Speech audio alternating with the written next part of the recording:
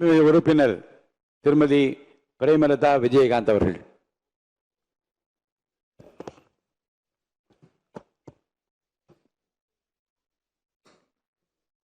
பேரவைத் தலைவர் அவர்களே, முதலமைச்சர் அவர்களே, எதிர்க்கட்சி தலைவர் அவர்களே, சட்டமன்ற உறுப்பினர்களே, மதசார்பற்ற வெற்றி கூட்டணியினுடைய தலைவர் அண்ணன் ஸ்டாலின் அவர்களுக்கும், தேசிய முற்போக்கு திராவிட கழகத்தின் நிறுவன தலைவர் புரட்சி கலைஞர் கேப்டன் அவர்களை வணங்கி, இந்த வரலாற்று சிறப்புமிக்க இந்த அவையிலே இன்றைக்கு மிக முக்கியமான நாளான இந்த நாளில் என்னுடைய உரையிலே நேற்றே முதலமைச்சர் அவர்களுக்கு இன்றைக்கு பெரும்பான்மையை நீங்கள் நிரூபிக்க வேண்டும் என்று என்னுடைய வாழ்த்துக்களை நேற்றே நான் பதிய வைத்திருக்கிறேன். அதே போல முதலமைச்சர் அவர்கள் செய்த நல்ல விஷயங்களையும் நாம் பாராட்டி இருக்கிறோம். எதிர்கட்சிகளை எதிரி கட்சியாக நினைக்காமல் அனைவரையும் சந்தித்து அரசியலில் ஒரு மாண்பையும் மரபையும் நீங்க ஏற்படுத்தியிருக்கீங்க, வரவேற்கத்தக்கது. அதுபோல உங்களுடைய முதல் அறிவிப்பிலேயே சிங்கப்படை பெண்களை பாதுகாக்கவும், அதே போல மதுக்கடைகளை மூடுவோம் என்று சொன்னதும் மக்களால் வரவேற்கப்பட்டது. அந்த வகையில் முதலில் 717 மதுக்கடைகளை மூடியது ஒட்டுமொத்த தமிழக மக்களால் வரவேற்கப்பட்டது. கோவில்கள் மற்றும் பள்ளி வளாகங்கள் அருகில் இருந்த மதுக்கடைகளை முதல் முறையாக நம்ம ஃபர்ஸ்ட் ஸ்டெப்ல இன்னைக்கு மூடியிருக்கோம். அடுத்தது இன்றைக்கு மீனவர்களை பாதுகாக்க ஒரு அறிவிப்பு அரசாங்கத்தின் மூலம் வந்திருக்கிறது. அதையும் தேமுதிக வரவேற்கிறது. இது எல்லாம் இருப்பினும் முதல்வர் அவர்களே, நீங்கள் அன்றைக்கு பதவியேற்ற அன்றைக்கு சொன்னது உங்களுடைய ஆட்சி வெளிப்படையான ஆட்சியாக இருக்கும், மக்களுக்கும் தமிழ்நாட்டுக்கும் ஒரு முன்னுதாரணமான ஆட்சியாக இருக்கும் அப்படின்னு தான் நீங்க அன்னைக்கு சொன்னீங்க.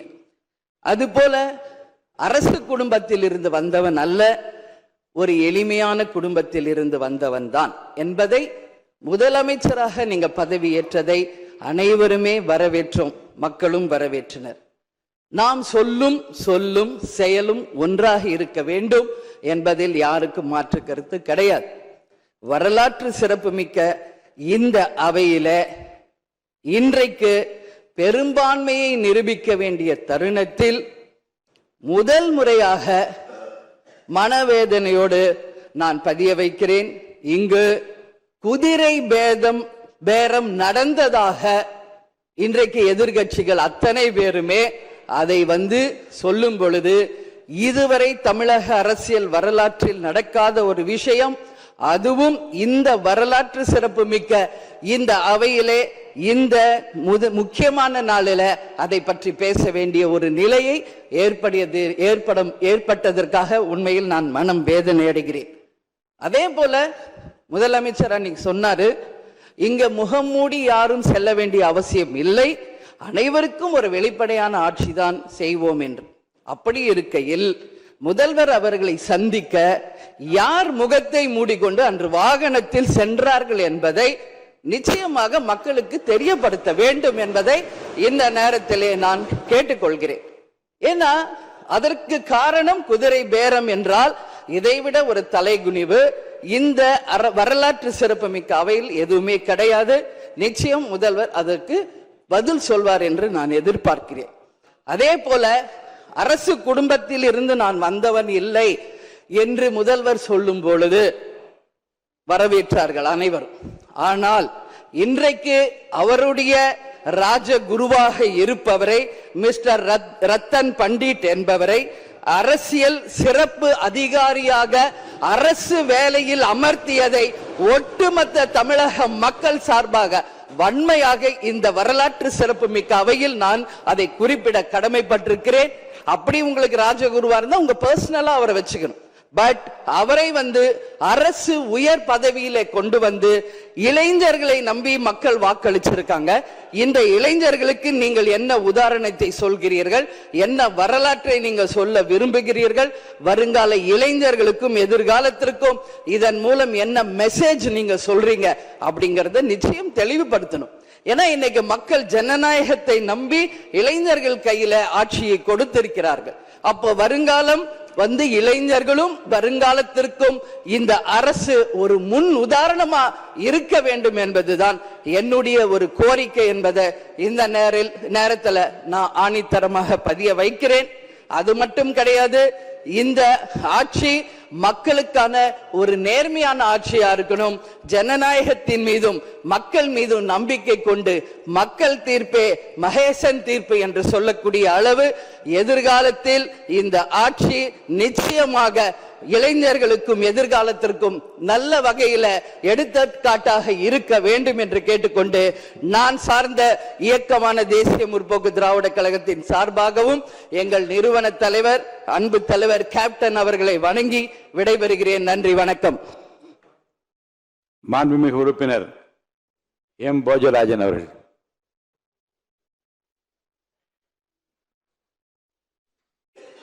மாண்புமிகு பேரவைத் தலைவர் அவர்களே, மாண்புமிகு முதல்வர் அவர்களே, அமைச்சர் பெருமக்களே, எதிர்கட்சி தலைவர்களே மற்றும் இந்த சபையில் இருக்கின்ற உறுப்பினர்கள் அனைவர்களுக்கும் எனது வணக்கங்களையும் நான் சார்ந்த பாரதிய ஜனதா கட்சியின் வணக்கங்களையும் தெரிவித்துக் கொள்கின்றேன்.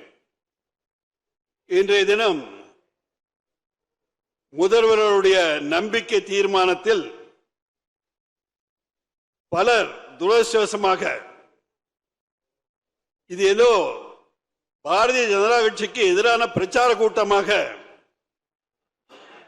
மாண்பை மீறி பேசிவிட்டார்கள் என்று நினைக்கின்றேன். துரதிர்ஷ்டவசமாக இந்த மன்றத்தின் மரபை கருதி அந்த கருத்துக்களை எல்லாம் நேரமும் காலம் வரும்போது நானும் பகிர்ந்து கொள்ள தயாராக இருக்கின்றேன் என்பதை மட்டும் கூறிக்கொண்டு, ஒரு நண்பர் சொன்னார்கள் ஒற்றை தாமரை என்று சொன்னார்கள். கடந்த காலத்தை நீங்கள் நினைத்து பார்க்க வேண்டும். 2 உறுப்பினர்கள் பாராளுமன்றத்தில் இருந்து இன்று நாட்டிலே பாராளுமன்றம் மட்டுமல்ல பல மாநிலங்களிலே ஆடுகின்ற கட்சியாக இருக்கின்ற கட்சியே போய் இங்கு கால் ஊனாது என்று சொல்லுகிறீர்கள். அது பரவாயில்லை, அது தமிழக மக்கள் பார்த்துக் கொள்வார்கள் என்பதை சொல்லிக்கொண்டு, நல்ல திட்டங்களுக்கு நிச்சயமாக எங்களது தன்னிகரற்ற தலைவர், உலகம் போற்றும் உத்தமர், மரியாதைக்குரிய மோடிஜி அவர்கள் தமிழகத்தின் பால் கொண்டுள்ள அக்கறையின் காரணமாக தமிழக மக்களுக்காக இந்த அரசை எப்பொழுதும் நல்ல பணிகளுக்கு நிச்சயமாக ஆதரவாக இருப்பார்கள் என்பதை கூறிக்கொண்டு, எங்களுடைய கட்சி நிலைப்பாடு நாங்கள் நடுநிலைமை வைக்கின்றோம் என்பதை மட்டும் கூறிக்கொண்டு எனது உரையை முடிக்கின்றேன். நன்றி, வணக்கம்.